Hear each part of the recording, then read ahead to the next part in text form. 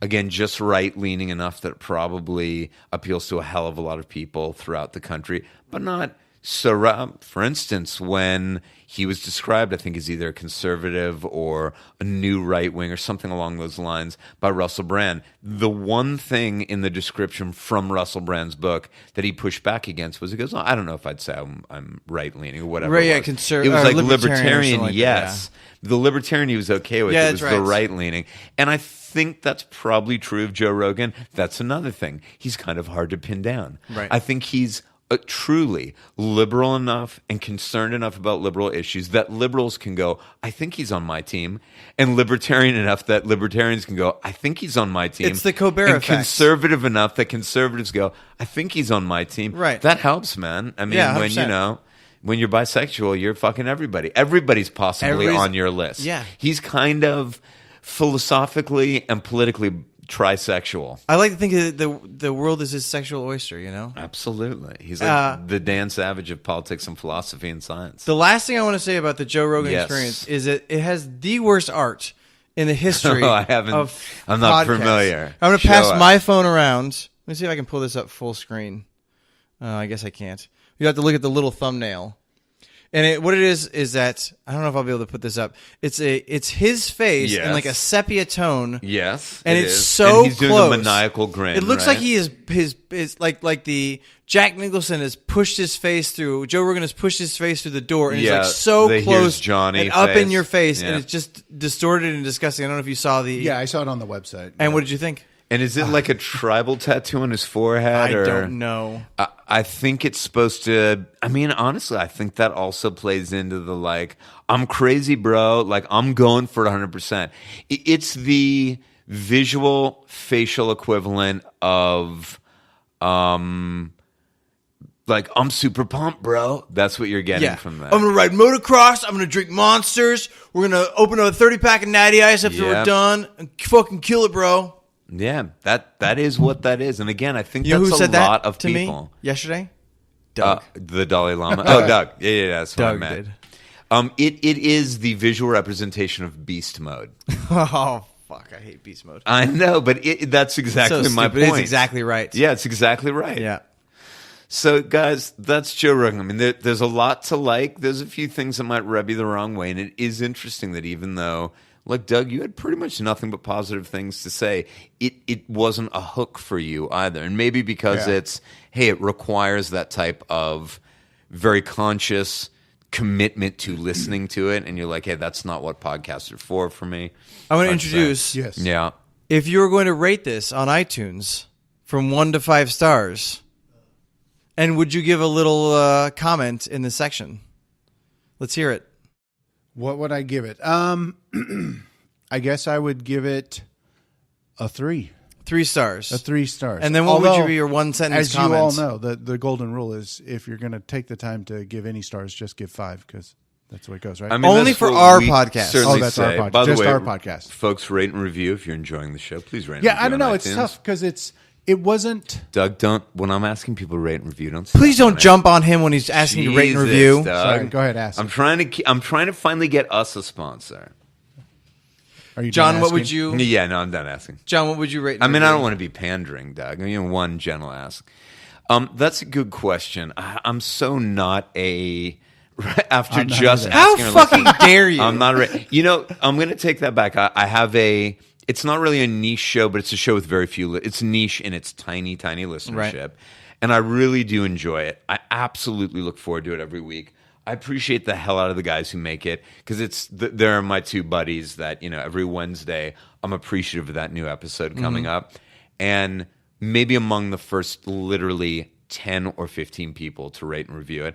I heard their call on the first or second show. Sure. Hey, please rate and review. It really helps other people discover us. And I absolutely did. That's great. So I take that back. I think for Joe Rogan, I'm like, oh, dude, I'm not helping a guy who's getting 30 or 40 downloads. You don't a actually week. have to rate and review it. I'm asking for the purposes of our podcast. To be illustrative of where I stand on that, I'm Right. saying I normally don't. But to engage in the hypothetical, I think I'd give it a 3 or a 3.5. Okay. I mean, I think he's doing a much better than average job. I totally recognize how much people like him, but I have to be true to me. Like, there's I am aware that Joe Rogan is not a journalist. It's not like he, Right. was a He's journalist. an entertainer major, just the same as Ben Shapiro. 100%. He's therefore not going to challenge. He's not going to push back. It makes for a more enjoyable show. Like you said, it doesn't interrupt the flow. It makes for a more upbeat show. It's not someone getting angry or being, very adversarial with their guest. At the same time, I think there are right times. He's certainly willing to push back on someone's sobriety. If you're going to do that, I think he could have pushed back. That for my enjoyment. We're just talking about Right. me and my rating. Yeah. After my 3-hour experience with the Ben Shapiro, and Ben Shapiro was a guy that for the most part, a lot of things I don't agree with him on, but absolutely 10 to 20%. I'm like, yep, we totally agree He on made that. fine points. He made he wasn't some just fine pulling points, shit yeah. out of the air, which Absolutely is fine, not. I think he's too bright a guy to do that. Yeah. I agree with a lot of the things he said, although I would not call myself someone whose political views are aligned with Ben Shapiro's. No, And there's a lot of things that had I been in the room, and to be fair, I'm a trained arguer. It's what you're one of the things I'm trained to do. Also, at one point, he said about like Dr. Bill Nye, the guy's got a degree in mechanical engineering. I am as qualified to talk about the science of climate change than he is. I'd say that's wildly untrue. So that someone who inaccurate, has a bachelor's degree in social sciences or poli-science is absolutely not in the same position to have a highly scientific discussion as someone who's actually gotten a degree in mechanical engineering, which is not an easy thing to do. Well, it ignores the fact that Bill Nye has spent nearly all of his time since leaving that school looking into climate change. Right. And he didn't take into account, and that was sort of the thing that was annoyed me about Ben Shapiro, is that he would make these kind of enormous claims of, but again, entertainer. I Sure, but this was that idea we talked about earlier that very easy questions, when posed or intentionally framed easily, have very easy answers. Like shouldn't the CEO make more money? And you go, yeah, absolutely. Then it's like, well, how much more? Are you comfortable with this multiple? Are you comfortable with this multiple? Maybe by the time you get 300, 500, 700 times as much, you might go, okay, I'm now highly uncomfortable with that number. Right. Even if you started comfortable. And that's that idea of, oh, this might be then a more complicated idea than would be presented by somebody like a Ben Shapiro in that regard. And I think that Ben Shapiro is an outlier in the type of guest that he has. He doesn't have a lot of really political guests, although he does have. He has a few. Recently he had one of the Diaz brothers and Bill Burr. It's not like people Right, who have exactly. these really hot, divisive political, Right. positions. But that's why. Although by Jordan the way, Peterson is one that he has had on a few times now. Yes, yeah, absolutely. Who's the Canadian professor Hey, look- who's pushing these kind of male-centric ideas. Right. Although I didn't listen to those episodes, but maybe I will one day. I would give the Joe Rogan Experience 4 stars. I actually thought it's quite good, and I do think that it Are you going to exists- listen to more? I know you listened to I more will. than you had to for the benefit of the podcast, which I appreciate. I will actually try to listen to one of the Jordan Petersons, because the other thing that I like is that I want to hear the Melissa Etheridge now, because he Yeah. said someone who's just totally out Out of- there. yeah. I would normally never have any. I'm just not interested in Melissa Etheridge. But now I'm like, oh, I wonder what she said to lead him to say she's just completely fucking out there. very curious as well. And that's one of the things that I do like about the show, is that Joe Rogan seems to pull on interesting guests, and he pulls on guests that are specifically of the time.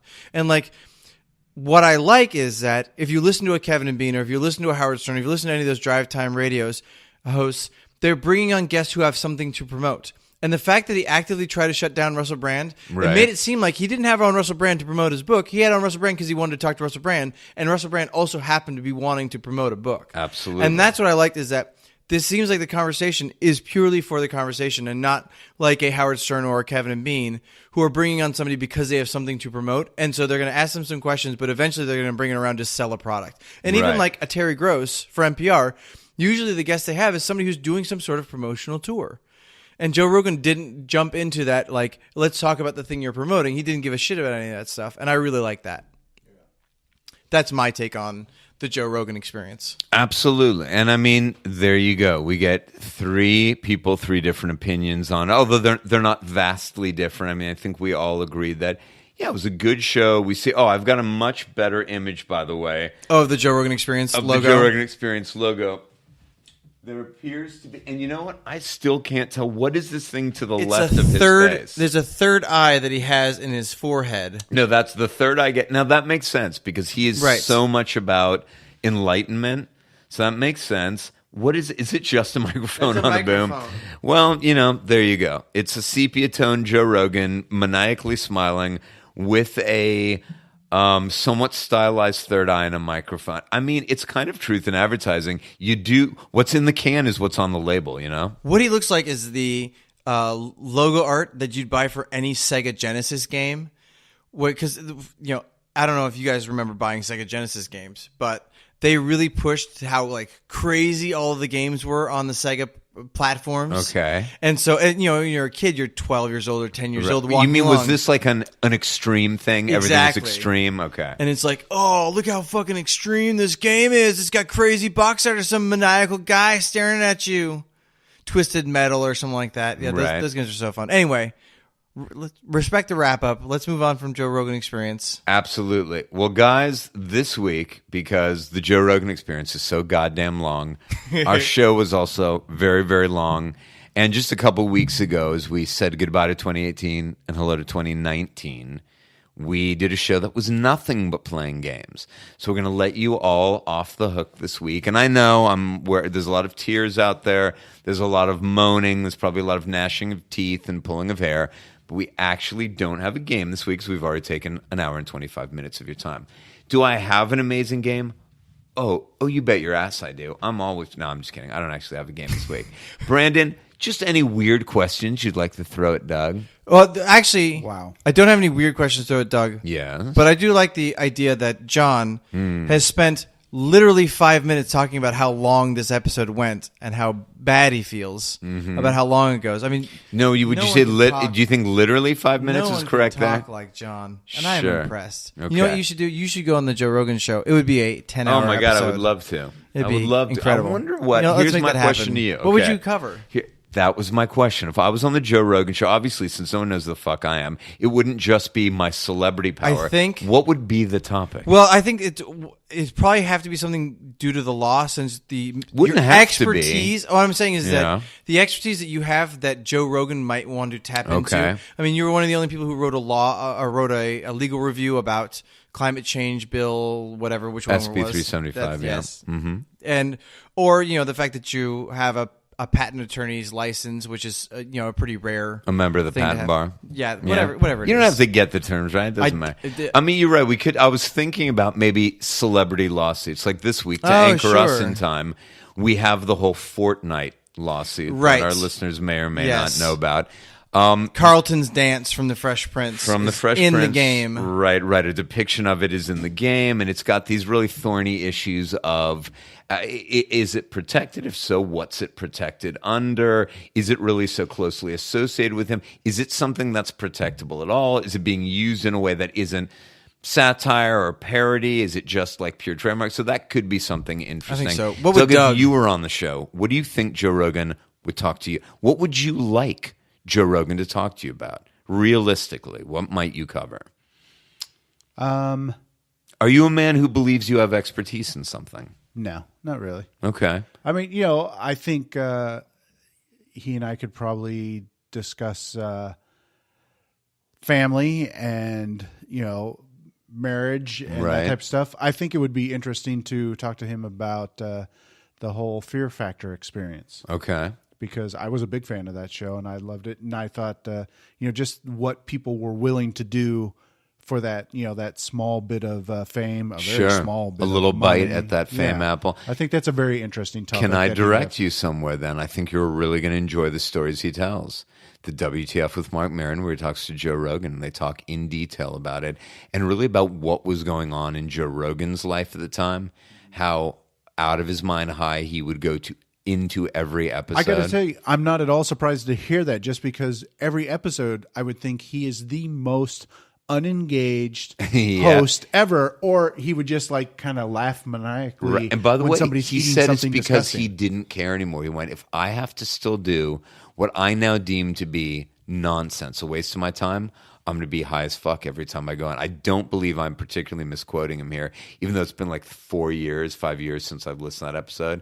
So anyone who wants more insight into Joe Rogan, he did do a long form with Mark Maron. So there you go. I'd probably do Brandon, mine on video games. Tiny peckers. Really? Just- You feel it's where you have the most expertise. Now, do you have expertise with other people's tiny peckers or with your